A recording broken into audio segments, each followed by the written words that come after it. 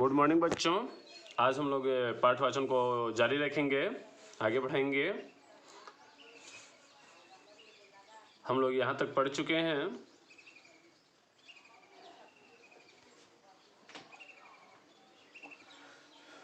कि साधारण जीवन के चित्रण में कवि की प्रतिभा का बहुत सा अंश अपने चरित्र नायक में विशिष्टता प्राप्त करने की चेष्टा में ही खर्च हो जाता है। ग्राम गीत की अब यह प्रवृत्ति काव्य गीत में भी चलने लगी है। एक दुखी भिखारिणी भी, ध्यान से सुनना, एक दुखी भिखारिणी है जिसके पास कुछ भी नहीं है, यहाँ तक कि एक अन्न का दाना भी नहीं है, अनाज का दाना भी नहीं है, हृदय की उच्चता में रानी को मात कर सकती है। इसकी कल्पना तक उस समय हमें न था। उच्च वर्ग के लोगों के प्रति समाज में विशिष्टता की धारणा ज्यों ज्यों कम होने लगी, त्यों त्यों निम्न वर्ग के प्रति हमारे हृदय में आदर का भाव भी जमने लगा। ये कवि का धर्म है। इस प्रकार काव्य में भी ऐसे पात्रों को सामान्य स्थान प्राप्त होने लगा। हृदय की उच्चता, विशालता किसी में हो, चाहे वह राजा हो या भिखारी, उसका वर्णन करना ही क्या है? कवि कर्म है। कवि का कर्म क्या है? ध्यान से सुनेंगे। हृदय की उच्चता, विशालता चाहे किसी में भी हो, चाहे वह राजा हो या हो भिखारी, उसका वर्णन करना ही क्या है? कवि का कर्म है। ग्राम गीत में दशरथ, राम, कौशल्या, सीता, लक्ष्मण, कृष्ण, यशोदा के नाम बहुत आए हैं और उनसे जन समाज के बीच संबंध का प्रतिनिधित्व कराया गया। स्वसुर अर्थात ससुर के लिए दशरथ, पति के लिए राम या कृष्ण को, सास के लिए कौशल्या या यशोदा को, देवर के लिए लक्ष्मण आदि सर्वमान्य है। गीतों में तुम लोगों ने सुना होगा। इसका कारण हमारा वह पिछला संस्कार भी है जो धार्मिक महाकाव्यों ने हमारे चित्त पर डाला है। चित्त का मतलब होता है मन पर। एक दरिद्र गृहिणी भी, दरिद्र मतलब गरीब, भिखारिण, ठीक है, एक तरह से समझा जाए, जिसके पास अनाज का एक दाना भी न हो। सुनिएगा वो हृदय विशालता के कारण क्या कहती है। जिसके घर में भोजन के लिए थोड़ा सा अन्न है, सोने के ही सूप में फटक कर उसे साफ करती है, लेकिन वो सोना का सूप वास्तविकता में नहीं है, बल्कि उसके गीतों में है। हमारी दरिद्रता के बीच में भी संपत्तिशालीनता का यह रूप हमारे भाव को दीप्त करने के लिए ही क्या है? उपस्थित किया गया है। ठीक है। ऐसे वर्णन कला गीत में चाहे विशेष महत्व प्राप्त करें, किंतु ग्राम गीत के वे क्या समझे जाते हैं? मेरुदंड समझे जाते हैं। जिसे तुम लोगों ने देखा होगा गीतों में कि जो लड़का बिल्कुल ही काला है उसे भी गीत के माध्यम से गोरा बताया जाता है। जो लड़का बिल्कुल ही अनपढ़ है उसे भी गीत में कहा जाता है हमारा बबुआ BA में पास हो। हम लोग पढ़ चुके हैं वर्णिका में, इसमें भी हम लोग पढ़ेंगे। बच्चे अभी भी राजा रानी, राक्षस, भूत, जानवर आदि की कहानियां सुनने को ज़्यादा उत्कंठित रहते हैं। चलो तुम लोगों में से ये सोचो तो कि कितने ऐसे स्टूडेंट हैं, क्या तुम राजा रानी, राक्षस, भूत, जानवर आदि की कहानियां सुनने के लिए ज़्यादा उत्कंठित रहते हो? तुम्हारी इच्छाएं है?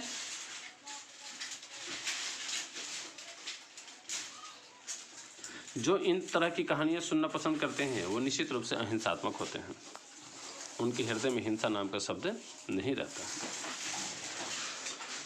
नानी की कहानियां ऐसी ही हुआ करती हैं। साधारण या प्रत्यक्ष जीवन में जो घटनाएं होती रहती हैं, उनके अतिरिक्त जो जीवन से दूर या अप्रत्यक्ष हैं, उनके संबंध में कुछ जानने की लालसा तथा उत्कंठा अधिक बनी रहती है। बच्चों की भांति उन मनुष्यों को भी जिनका मानसिक विकास नहीं हुआ रहता, वैसी कहानियां ज़्यादा रुचिकर मालूम होती हैं। ग्राम गीतों की रचना में ऐसी प्रवृत्ति प्रायः सर्वत्र पाई जाती है। मानव जीवन का पारस्परिक संबंध सूत्र कुछ ऐसा विचित्र है कि जिस बात को हम एक काल और एक देश में बुरा समझते हैं, उसी बात को दूसरे काल और दूसरे देश में अच्छा मान लेते हैं। देश का मतलब है क्षेत्र, प्रांत। जिस वैचित्र्यवाद को हमने अबुद्धिवाद कहकर तिरस्कृत किया, वही पश्चिमी काव्य जगत में रोमांस के नाम पर क्या कर रहा है? फल फूल रहा है। अपने सौरभ से पूर्व को भी आकर्षित भी करने लगा है। अब देखिए, पश्चिमी सभ्यता में और हमारी सभ्यता में बहुत का अंतर है। पश्चिमी सभ्यता में लोग कंधे से कंधा मिलाकर चलते हैं, जबकि हमारे यहाँ कंधे से कंधे मिलाना तिरस्कार की दृष्टि से देखा जाता है। प्रेम दशा जितनी व्यापकत्व विधायनी है होती है, जीवन में उतनी और कोई स्थिति नहीं। बात सही है। देखिए, प्रेम की दशा में लोग पागल हो जाते हैं। जैसे श्री रामचंद्र को ही आप उदाहरण ले लें। जब सीता का अपहरण हुआ तो उन्होंने किससे पता नहीं पूछा? पक्षियों से, पौधों से भी पूछा कि हे वृक्ष, क्या आपने हमारी माते सीते को देखा? किस रास्ते से गई? जरा आप रास्ता बताने का कष्ट करेंगे? सोचिए। पहाड़ों से पूछा, बादलों से पूछा, यहाँ तक उन्होंने पक्षियों से भी पूछ डाला, तभी तो गरुड़ ने उनको पता बताया था। क्या क्रोधित, गुस्से में, घृणा की दृष्टि में, घृणा की स्थिति में क्या कोई किसी से कब पता पूछता है? कभी भी नहीं। प्रेम ही एक ऐसी दशा है जिसमें लोग सजीव से, निर्जीव से, किसी से भी पता पूछते हैं।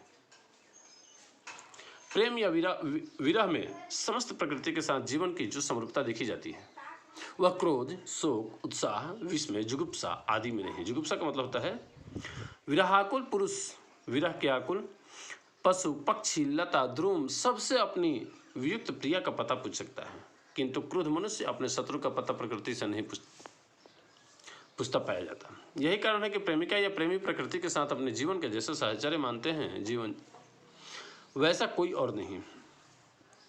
मनोविज्ञान का यह तथ्य काव्य में एक प्रणाली के रूप में समाविष्ट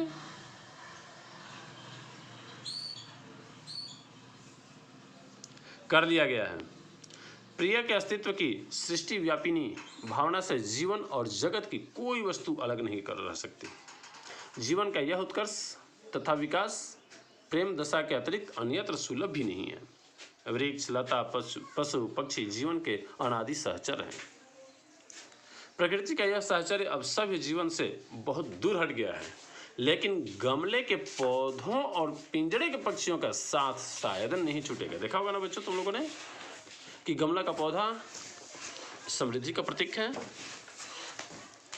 गमले का पौधा मनुष्य अपने साथ रखता है, वहीं पिंजड़े में जो पक्षियों को वो पालता है वो भी अभी हमारी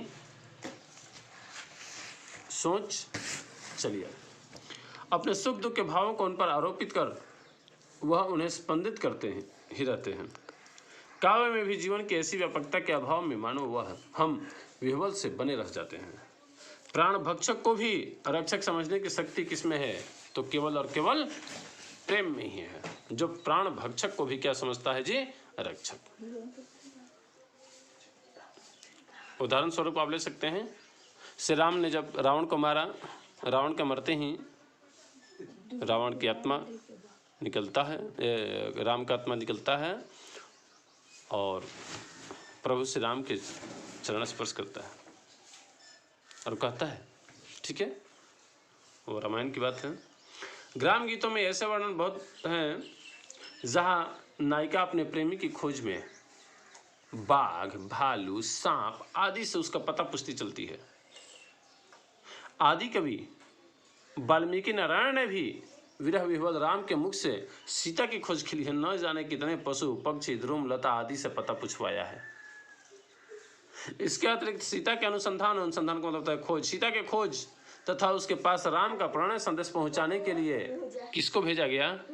एक जानवर को। कौन सा जानवर था वो? जो हनुमान को दूत बनाकर तैयार किया। वह काव्य में इस परिपाटी का मार्गदर्शक ही हो गया।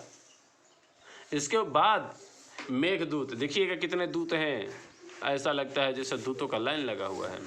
मेघदूत, मेघ का मतलब होता है बादल, बादल को दूत बनाकर भेजा गया। पवन दूत, हवा, हवा को दूत बनाकर भेजा गया। हंस दूत, पक्षी को भेजा गया। भ्रमर दूत, कीट पतंग को भेजा गया। आदि ना मालूम कितने दूत प्रेम संभार के लिए आज हमके। अब तो आज की इस आधुनिक वैज्ञानिक युग में भी दूतों की कमी नहीं है। टेलीफोन, टेलीग्राफ, रेडियो आदि यंत्र दूत बने हैं। पोस्टमैन को भी यह मर्यादा मिलनी चाहिए। कौन सी? दूत वाली मर्यादा। मानव, जो कि पोस्टमैन क्या है? मानव है। कला गीतों में पशु, पक्षी, ध्रुवलता आदि से जो प्रश्न पूछे गए हैं उनके उत्तर में वे प्रायः मौन रहे हैं, चुप रहे हैं। विरही यक्ष का मेघदूत भी क्या रहा है? मौन ही रहा है, किंतु ग्राम गीत का दूत मौन नहीं रहा, बल्कि ग्राम गीत का दूत किसे कहा गया है? वही ग्रामीण परिवेश को। ठीक है, तो आज हम लोग का पाठ वाचन समाप्त होता है। हम लोग अगले क्लास में अभ्यास करेंगे, तब तक तुम लोग भी अभ्यास करने का प्रयास करना। ठीक है, उसके बाद फिर मैं प्रश्नों को समझाऊंगा, बताऊंगा। Okay, thanks.